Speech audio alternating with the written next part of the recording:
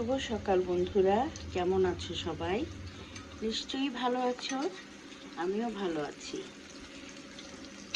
তোমরা কে কে এইভাবে খাও মিষ্টি লাউ, মিষ্টি কদু, তাই না? আচ্ছা, আবার এটার মধ্যে একটা কথা আছে, সবুজ যেটা হয় সেটাকে সবাই মিষ্টি কদু বলে, আর যেটা বাত্তি হয়ে যায়, বাত্তি হয়ে এরকম সুন্দর একটা কালার ধারণ করে সেগুলোকে মিষ্টি লাউ বলে। এখন আমি কোনটা বলবো একটু চিন্তা করছি, তোমরা আমাকে জানিও এটা লাউ না কদু।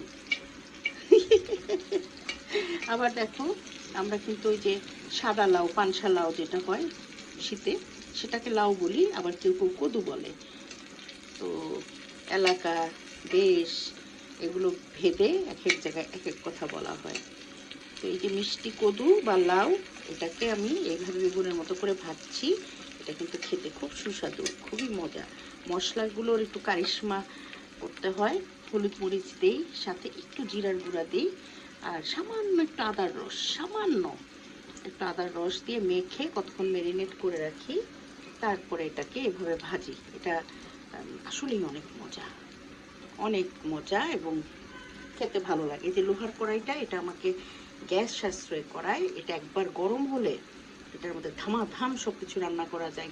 গ্যাস যদি একটু থাকে, দেখা যায় যে ওতে তেমন কোনো সমস্যা হচ্ছে না। তো এই যে দেখো, এই মিষ্টি লাউটা ভাজি করছি।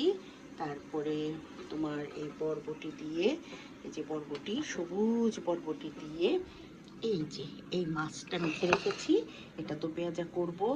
ডাল রান্না করেছি। তারপরে তোমার কচু, কচু আমি গাজীপুর থেকে কচু এনেছি, এই কচুটা রান্না করব। আর হচ্ছে সজনে ডাল। আজকে আমাদের এই বাঙালি খানা হবে। ভালো থেকো, খোদা হাফেজ।